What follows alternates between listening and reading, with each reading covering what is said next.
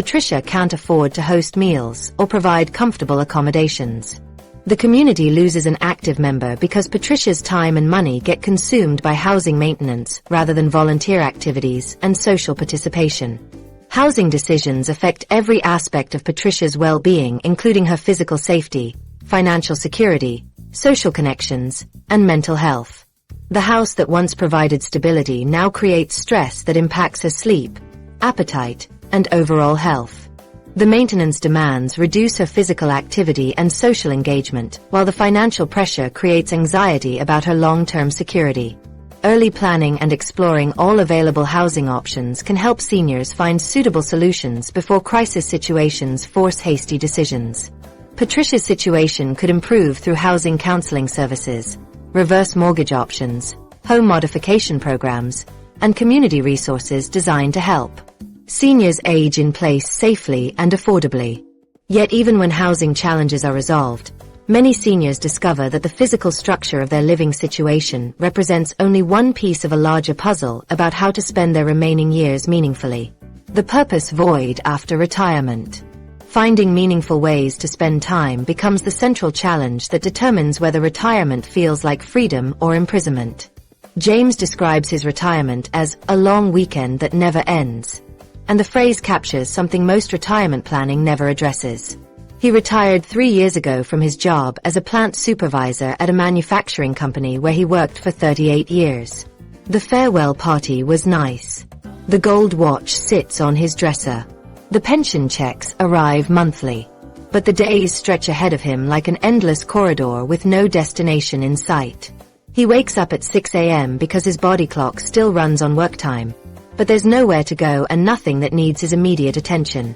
The loss of work identity creates an existential crisis that catches many seniors completely off guard. James defined himself through his professional role for nearly 4 decades. He was the guy who solved production problems, managed difficult employees, and kept the plant running smoothly during equipment breakdowns and supply shortages. Co-workers came to him for advice. His supervisors relied on his expertise. His paycheck reflected his value to the organization.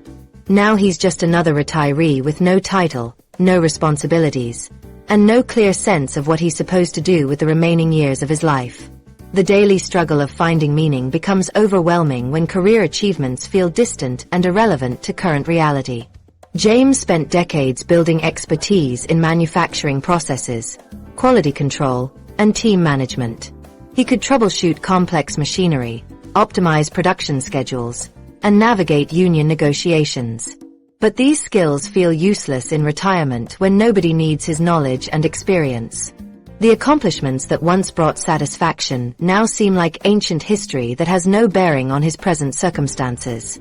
James represents a broader crisis affecting millions of retirees who discover that financial preparation doesn't address the psychological challenges of leaving careers that provided identity and purpose.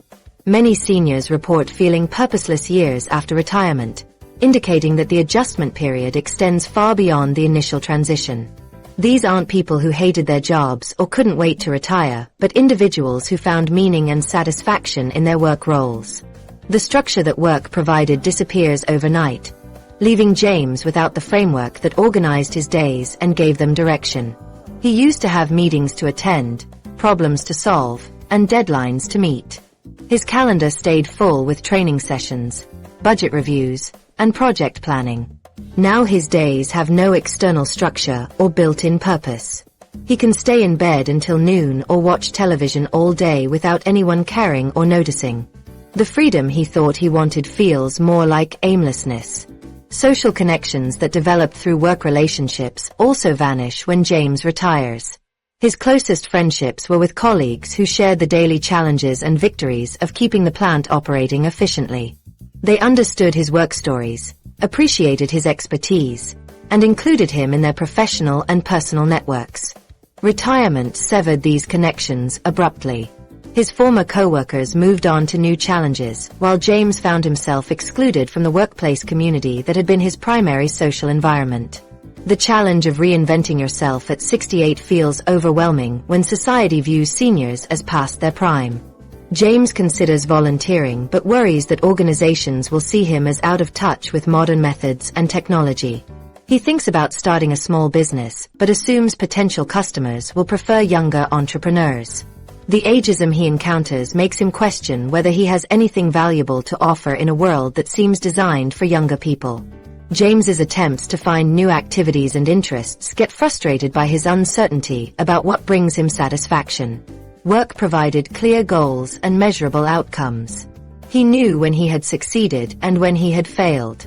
Now he tries different hobbies and activities, but nothing creates the same sense of accomplishment and purpose that his job provided.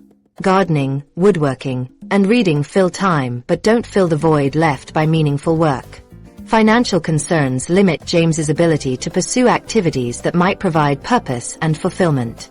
His retirement income covers basic living expenses but doesn't allow for expensive hobbies, travel, or volunteer work that require significant financial contributions. He wants to take woodworking classes, but the equipment and materials cost more than his discretionary budget allows. He considers volunteering for organizations that require travel or special training, but can't afford the associated expenses.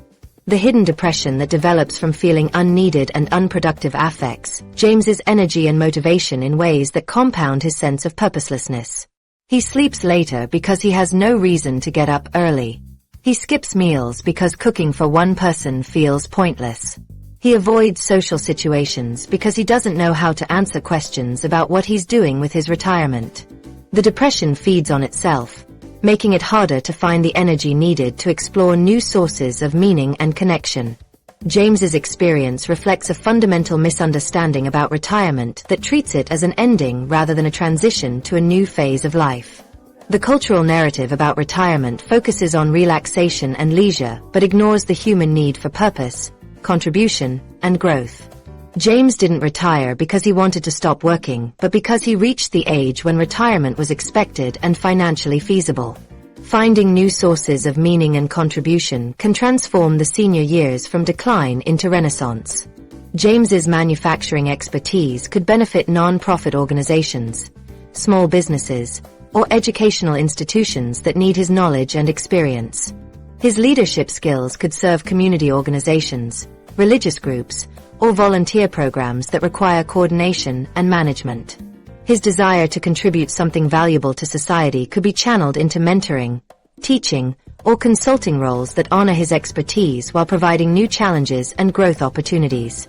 The transformation James needs requires recognizing that purpose must be actively cultivated rather than passively discovered. But this realization often comes only after families and seniors themselves acknowledge that these daily struggles represent problems with solutions rather than inevitable consequences of aging. Recognition opens the door to transformation. These 12 struggles aren't written in stone as inevitable parts of getting older. They're challenges that can be tackled head-on when families recognize what's really happening behind closed doors.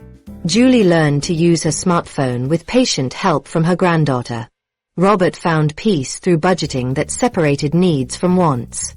Margaret simplified her medication routine with her doctor's guidance.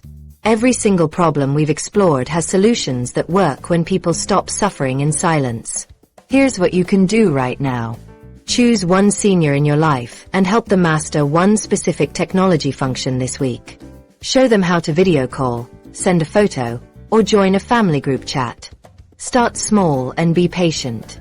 Understanding these problems creates the foundation for building support systems that help seniors thrive instead of just surviving their golden years.